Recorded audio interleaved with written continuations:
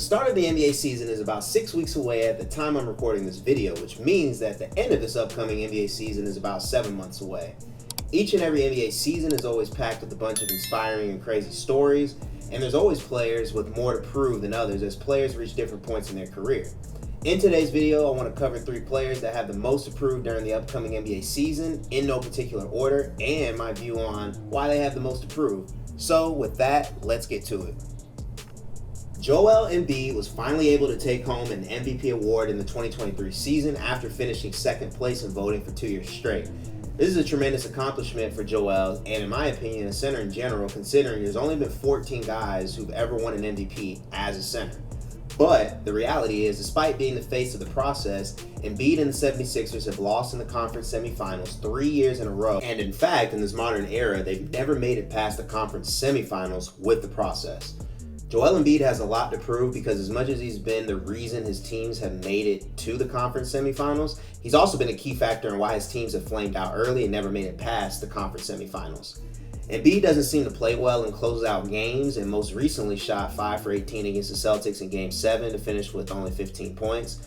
Overall, his style of play doesn't translate entirely well to the playoffs as it is current state, and he wasn't able to replicate his regular season scoring and efficiency throughout the playoffs last year, which is something he should have worked on in the offseason.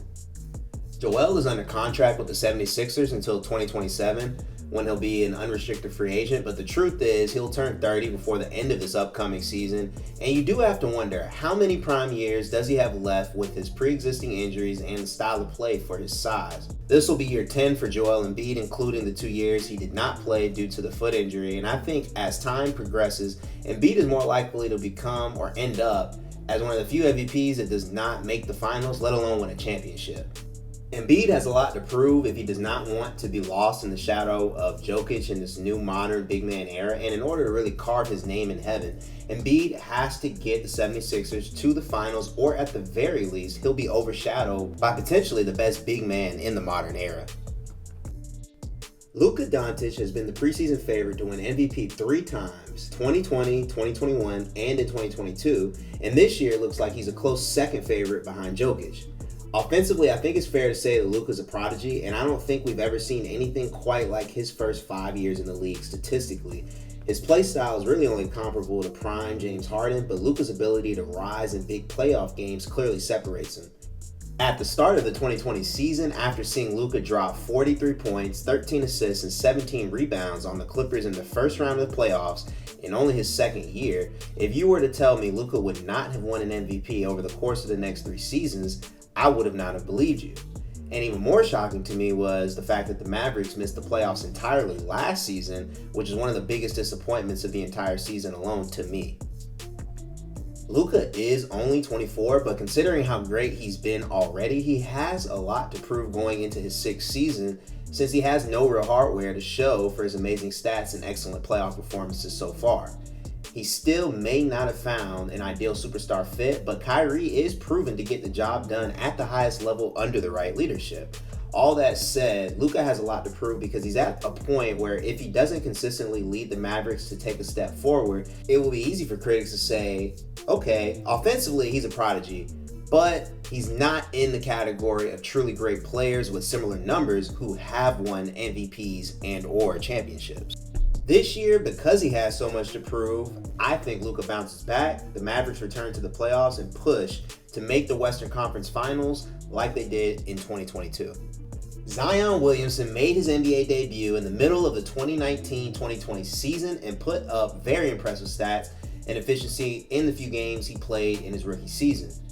Zion's rookie season stats were 22.5 points on 58% field goal shooting, and in the following season, he kicked that up to 27 points on 60% field goal shooting in 3 times the amount of games that he played in his rookie season. But on that note, the reality is since his NBA debut in January of 2020, Zion's only played in 114 out of the total 308 games to play in, and at this point, Zion has a lot to prove by just being available. Last year, the Pelicans started off by winning 21 out of their first 33 games, which had them sitting pretty as the second seed right before the new year came around, and having Zion probably would have kept them from falling all the way from the second seed to a play-in team. I feel like there never has been clarity on the severity of Zion's injuries from the Pelicans front office or any logical explanation of him not playing when it seems like he can play. But after sitting out almost another entire season, can Zion still live up to the hype? He was the #1 pick back in 2019 with the most hype we've seen recently, and he'll be starting his 5th season in the NBA, including the year he sat out, but he's still yet to have played a full season. I think Zion is one of the players with the most to prove in this upcoming season because it's going to be a huge season for him to just get back in a real rhythm so that he could put his team in a position to make a legit playoff run and show us if we should come to expect he'll miss more games than he plays going forward.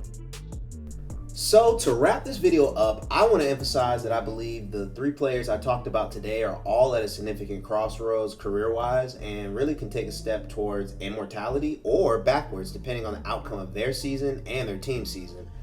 I do think there's other players with a lot to prove as well for different reasons that I didn't list in this video. And look out for a part 2 for NBA players with the most to prove in the videos to come as we wait on this exciting upcoming NBA season to kick off. And if there's any players you have in mind that have a ton to prove this year that I haven't listed, drop their names in the comments below. That's all I have for today. Thanks for watching, and if you're enjoying this content as much as I'm enjoying making it, give this video a thumbs up and consider subscribing to the channel.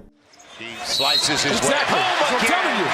When you get a defensive back that comes in off the bench, you attack him immediately. In the first half at all. So when he comes in the game, Zion, you got to test his foot speed. See if he's ready to move his feet.